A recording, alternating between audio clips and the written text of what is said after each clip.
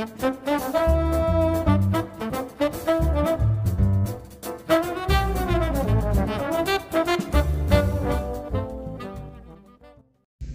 dari YouTube yang lalu sudah kami bahas tentang tidak diketahuinya secara pasti kapan waktu terjadinya Isra Mi'raj, maka ini menunjukkan bahwa hari, tanggal, bulan, dan tahunnya Isra Mi'raj bukanlah suatu hal yang penting, karena di sini tidak ada faidah keagamaan yang secara langsung berkontribusi dalam hal ini. Karena bila ada faidahnya, maka Allah pasti akan menjelaskannya secara rinci kepada kita. Sebagaimana kita tidak tahu persis secara spesifik kapan secara persis terjadinya malam Lailatul Qadar, kecuali yang telah dijelaskan oleh dalil, yaitu 10 malam terakhir pada waktu Ramadan.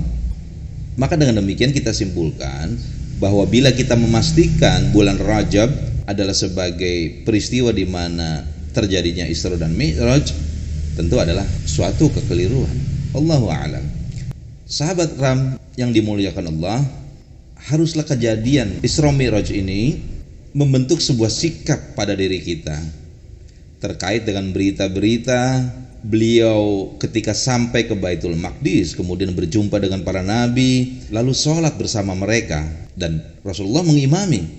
Ini semua adalah peristiwa gaib yang mesti iman menjadi hakim dalam kita meyakininya. Tidak menolak berita tersebut atau mengubah konten berita sebagaimana yang telah disampaikan oleh Rasulullah sendiri dalam hadis-hadisnya.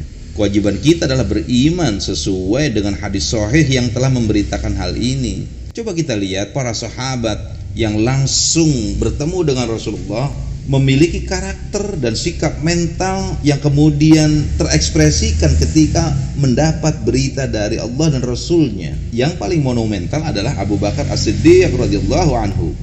Ketika mereka mengatakan, lihatlah apa yang telah diucapkan temanmu Muhammad sallallahu alaihi wasallam. Abu Bakar bertanya, apa yang Rasulullah katakan? Orang musyrik berkata, dia menyangka bahwasanya dia pergi ke Baitul Maqdis dan kemudian dinaikkan ke langit, dan peristiwa tersebut hanya berlangsung 1 malam katanya.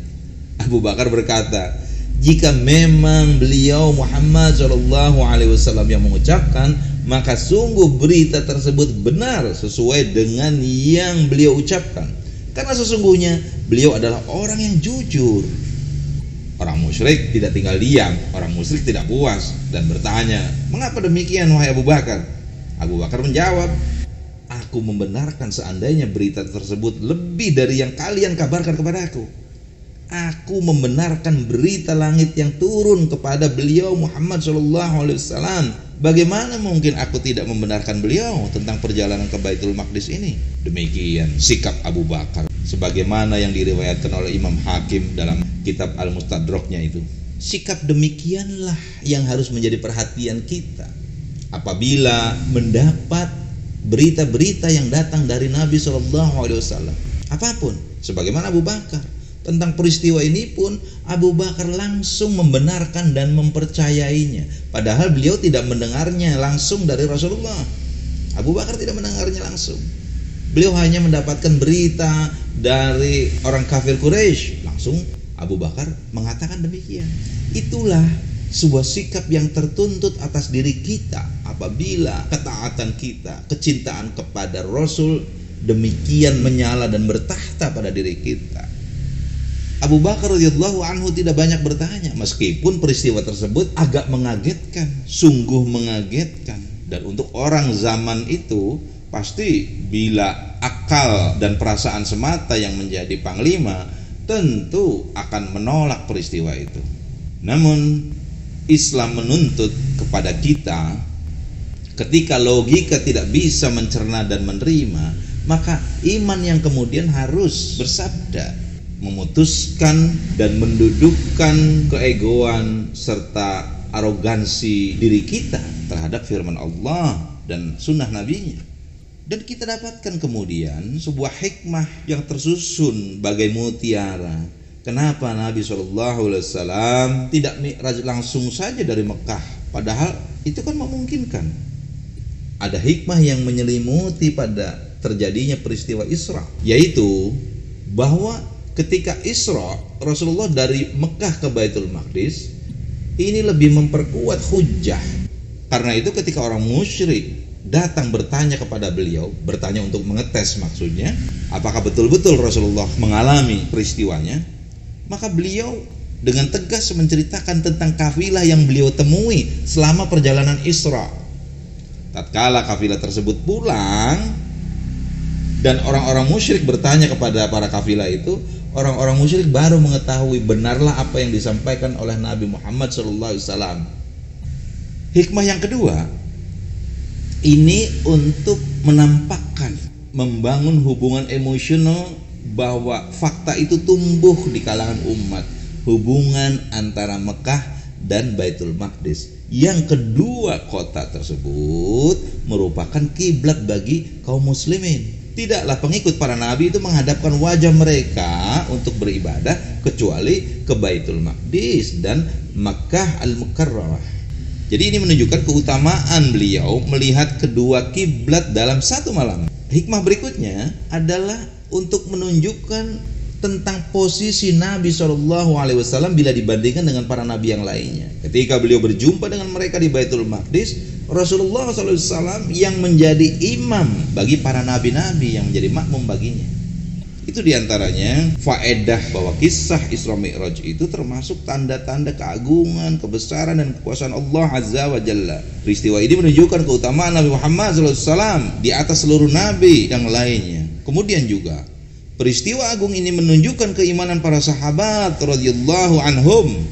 Mereka meyakini kebenaran berita tentang kisah ini, tidak sebagaimana perbuatan orang-orang kafir Quraisy yang menolak untuk mempercayainya, yang menolak untuk beriman. Kemudian kita mengetahui bahwa Isra Mi'raj itu terjadi dengan jasad dan ruh beliau dalam keadaan terjaga, dalam keadaan sadar. Ini adalah pendapat jumhur atau mayoritas ulama, para muhadditsin dan fuqaha.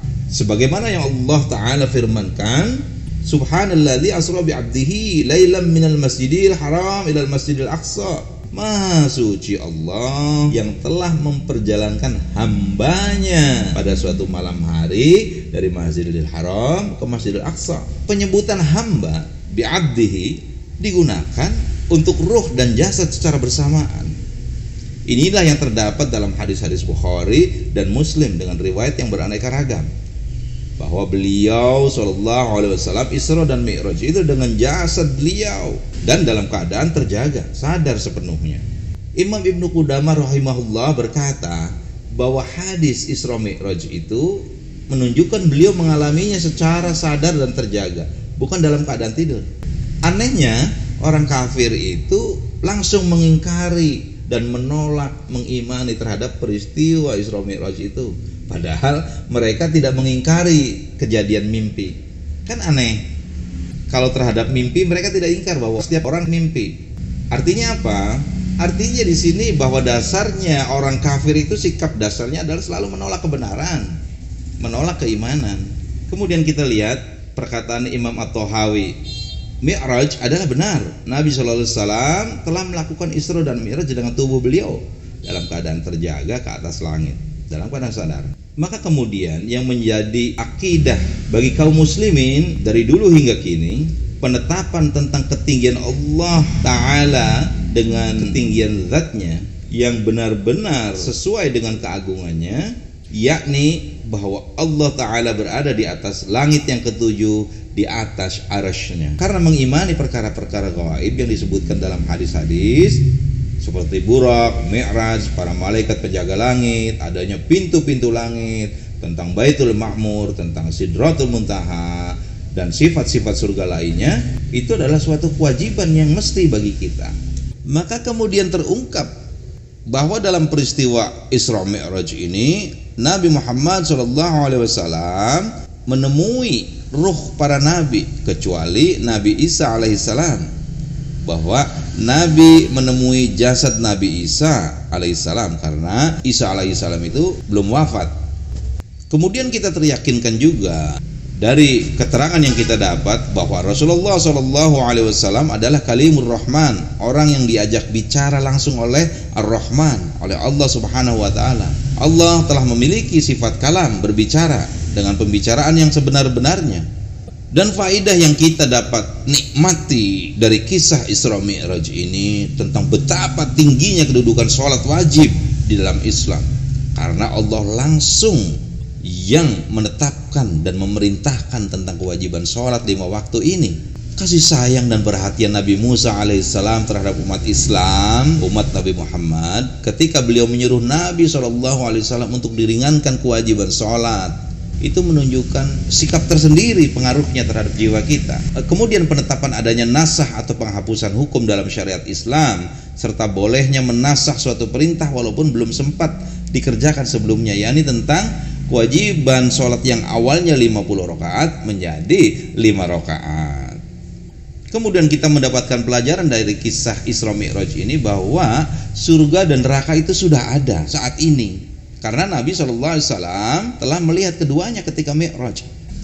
Demikian pelajaran-pelajaran yang tentu kita tidak pernah akan habis mengungkap dan mengulasnya tentang peristiwa yang agung ini, kecuali kita bisa memahaminya secara terbatas berdasarkan dalil-dalil baik dari Al-Quran maupun As-Sunnah. Mudah-mudahan kita terus belajar dan menggali lebih dalam lagi dari waktu ke waktu sepanjang umur kita. Aku qouli hadza wa astaghfirullah li wa lakum. Assalamualaikum warahmatullahi wabarakatuh.